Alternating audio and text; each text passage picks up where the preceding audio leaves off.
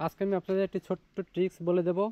সেটা হলো, এই যে আয়না দেখছেন, আমার আয়নাটা একটু ভালো করে খেয়াল করে দেখেন। এই যে হ্যান্ডেলের থেকে কিন্তু বেশি না, দেখছেন? হ্যান্ডেল থেকে কিন্তু বেশি না, একদম হ্যান্ডেলের সমানে। এটা কিন্তু তাই। মূলত সাব রাইডার যারা আছেন বা অন্যান্য ভাইরা যারা আছেন, তারা কী করেন, এই যে কোনো গাড়ি কেনার পরে লুক ভালো লাগার কারণে আপনারা এটা খুলে ফেলেন, আয়না।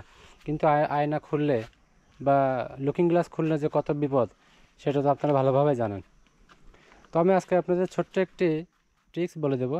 সেটা হলো, আয়না না খুলে গাড়ির লুক কেমন করে ভালো দেখা যায়। তো ভালো করে খেয়াল করেন, আমি কিন্তু এখানে দেখা যাবে কিনা জানি না, এখানে দেখেন টেপ মারা। তার কারণ হলো, আমি আয়নার দৈর্ঘ্যটা একটু কমায় নিছি। কীভাবে? এখান থেকে আমি কেটে সেটা আমি ঝালাই করে নিছি, মানে এখান থেকে এতটুকু বাদ দিয়ে ঝালাই করে টেপ মেরে দিছি। তার কারণে এটা দেখবেন এর সমান হয়ে গেছে একদম। এর সমান হওয়ার ফলে কি, গ্লাসটা আরও ছোটো দেখতে লাগে, কিন্তু পিছনে সব দেখা যায় এবং গাড়ির লুকসটাও ভালো লাগে। আমার আর খোলা লাগলো না।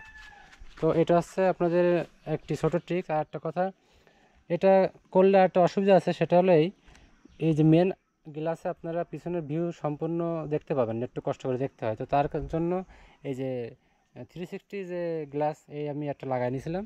তো এর কারণে পিছনে ফুল ভিউ দেখা যায় এবং এর কারণে গাড়িটা দেখতে সুন্দর লাগে। আপনারা দেখেন, আয়না কিন্তু খুব বড় না, একদম ছোট, হ্যান্ডেলের সমানে সমান হয়ে গেছে। তো এর কারণে গাড়িটা দেখতে অনেক ভালো লাগে। তো এই ছিল ভিডিও। যদি ভালো লাগে চ্যানেল সাবস্ক্রাইব করবেন, ভিডিওটি লাইক করবেন এবং শেয়ার করবেন। সবাই ভালো থাকবেন।